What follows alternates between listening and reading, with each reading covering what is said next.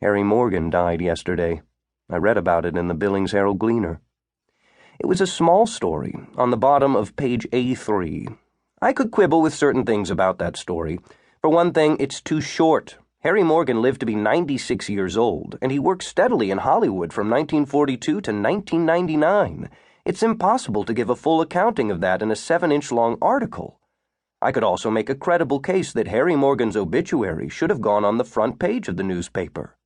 But I will concede that this falls into the area of news judgment, and reasonable people and newspaper editors can disagree on that.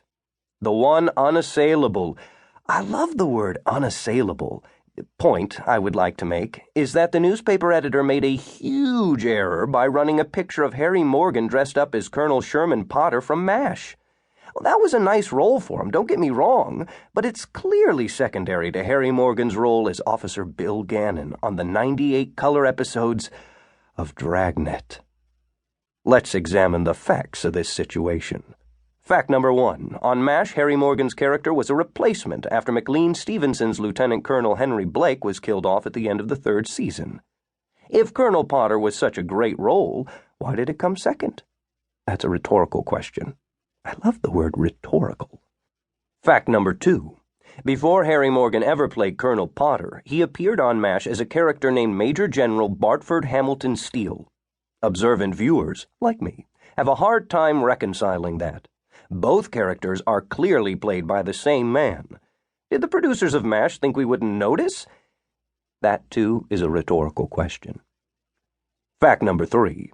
At best, Colonel Potter was the number 3 character on MASH. Officer Bill Gannon was a clear number 2 on Dragnet, and he was much funnier than Sergeant Joe Friday, so that made him memorable. The facts are on my side. The Billings Herald-Gleaner blew this one. I used to watch Dragnet on videocassette, one episode each night at 10 p.m. sharp, and then after I started at the Billings Herald-Gleaner at 12:30 a.m. because I worked nights. I'd start with the first episode and end with the 98th, and then begin again.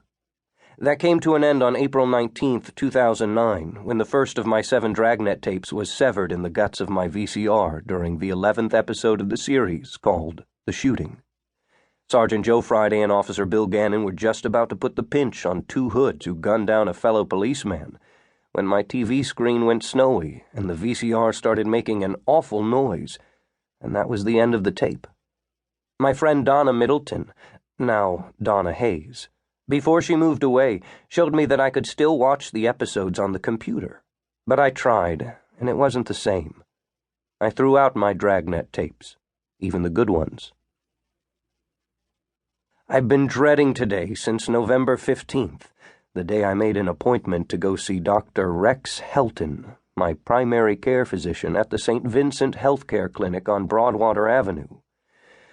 When I had my physical a year earlier on November 15th, 2010, Dr. Rex Helton told me that I needed to lose some weight and that my glucose levels were beginning to alarm him. He told me that I should get more exercise and eat better. The spaghetti that I eat 9 times a week had to be reduced, he said.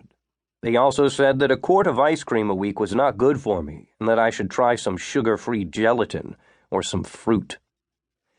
For a while, I did well at heeding Dr. Rex Helton's advice. I bought a scale and weighed myself daily, which made for an exciting new entry in my logbook, and took walks and tried to eat more lean meat and vegetables without going so far outside my comfort zone that I became a granola-eating fucknut, as Scott Shamwell called me one day when he saw me with a salad at work. By February 1st of this year, I had dropped my weight from 283.8 pounds to 266.3. But February 1st is also the day that Dr. Buckley told me she would be retiring, and while I hate to admit this, I have to acknowledge that it's true. I didn't do a very good job with my new routine after that. I haven't stepped on the scales since March 8th, and I would be afraid to do so now. There are 3 quarts of ice cream in my freezer right now. The numbers can't be good. That's informed conjecture, which I'll concede isn't as good as a fact.